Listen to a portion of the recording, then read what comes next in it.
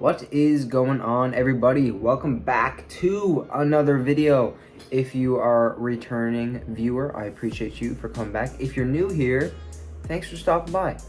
Feel free to, drop a like, subscribe, and follow me along for the rest of my journey on YouTube. So, anyways, what I'm going to be talking about today are different weight loss and diet trends.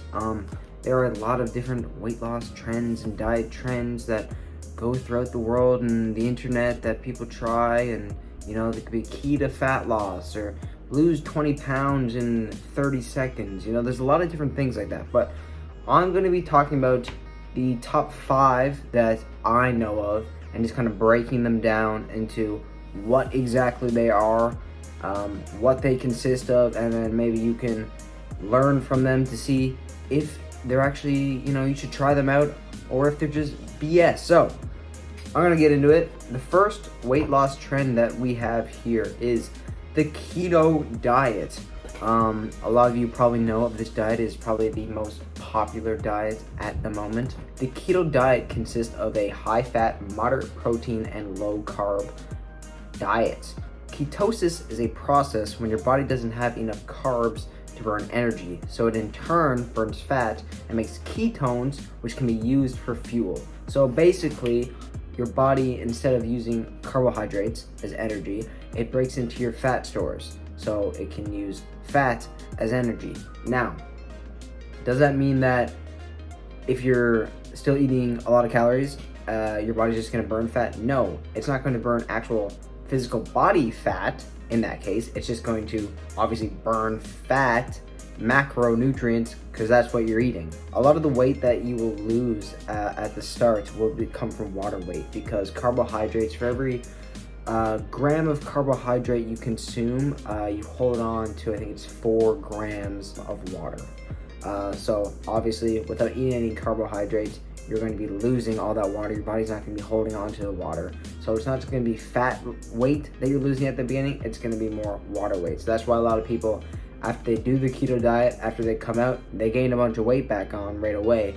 It's not exactly because you're gaining a bunch of body fat back on, your glycogen stores refilling, and you're just putting back on more water weight. Some of the side effects to this diet can be brain fog, fatigue, headaches, nausea, and abundance of other different effects. Carbohydrates are your body's main source of energy, so when it doesn't have that, it can cause you to be really tired, low energy, and not feel the best. The most common macronutrient breakdown for this diet would be 70% fat, 25% protein, and 5 to less than 5% carbohydrate. The second trend we have here is the Paleo diet. The Paleo diet is based on how people ate during the Paleolithic era.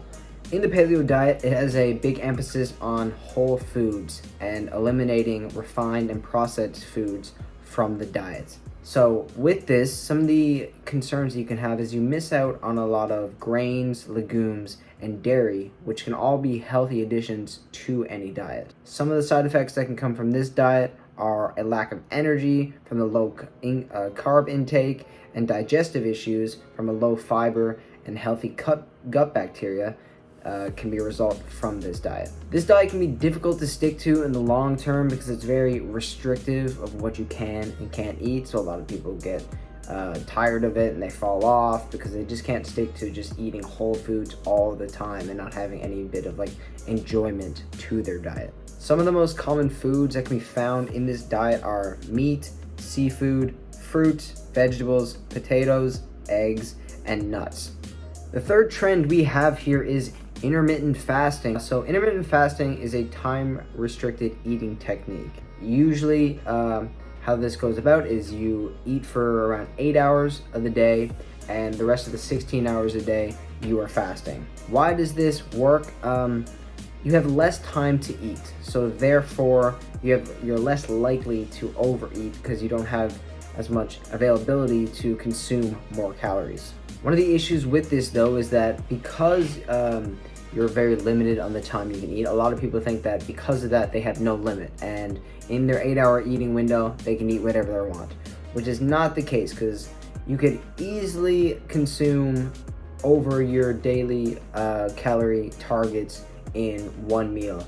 Let's say you go to Five Guys, and for your first meal you have a burger and fries. You could be eating over 2,000 calories right there, which is more than some people might need in a day to lose weight, and that's only in one meal. So some of the side effects that can come from this diet are, again, a lot like the keto and the paleo diet, which are lightheadedness, headaches, fatigue, low energy, and dehydration. This usually occurs while you're fasting, especially when you first start, because your body is used to eating in the mornings and it is craving food, it's wanting energy. So because of that, you feel a lot malnourished and you don't feel the best. But that usually subsides as you get further into it and your body starts to realize that when its eating window is and when it's supposed to eat, and then it kind of gets used to that. I myself actually do a form of intermittent fasting, but I will touch on that more in another video to come. The fourth diet trend we have is IIFYM, or if it fits your macros. With this diet, you can basically eat whatever you want as long as it fits in your daily macronutrient and calorie targets. This allows for flexibility in the diet, which can lead to a more sustainable form of dieting.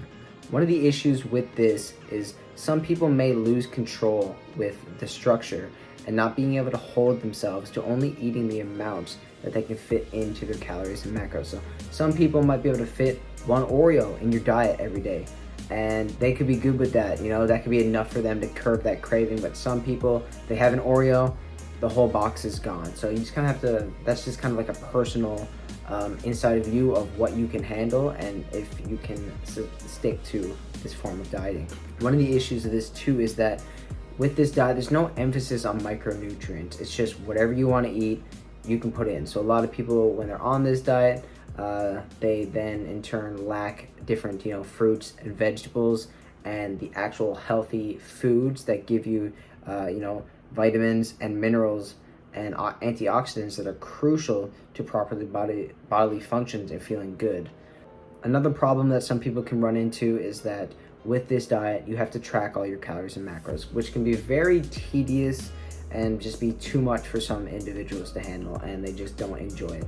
So the last and final diet trend that we have, and is personally my favorite, is the U diet. No one diet is a best diet. You have to find what works for you. You can take many aspects from many different diets and implement them into your own diet to see if it fits for you. Maybe you eat keto for breakfast because carbs in the morning make you sluggish. Maybe the majority of your foods you eat are from the paleo diet because these whole foods make you feel good and give you the most energy. Maybe you skip breakfast and you eat more in the evening because you're not hungry in the morning and you don't have as much time, so you just rather push it off until when you're more hungry and you have more time to prepare a decent meal. Maybe you fit some fun foods into your diet like some Oreos and stuff because you enjoy it and it keeps you on track to living a healthier life. At the end of the day, with all these diets, for if it's losing weight, maintaining weight, or gaining weight, it doesn't matter if it's the keto, the paleo, the whatever. If you're in a calorie surplus, you're gonna gain weight. If you're in a calorie deficit, you're gonna lose weight. If you're eating at your maintenance, you're gonna maintain your weight. It doesn't matter where these foods come down to. Some foods will make you feel better, some foods will make you feel worse. That's just how it goes. There's no magic trick to losing weight, gaining weight, maintaining weight. Any of these weight loss trends, it just comes down to where your calories are at. So I'm gonna end it there. I hope you all enjoyed this video. If you did, please drop a like and subscribe. And I will see you guys next week for the next video, which is going to be a financial video because this is a diet video, so I'm like to go back and forth, fitness, financial, you know how it goes. So again, appreciate you all for stopping by. Have a wonderful day, evening, night, whenever you're watching this video, and I will see you in the next one.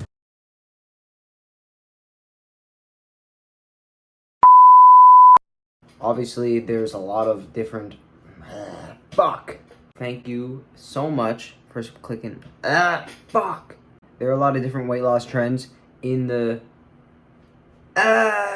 fuck.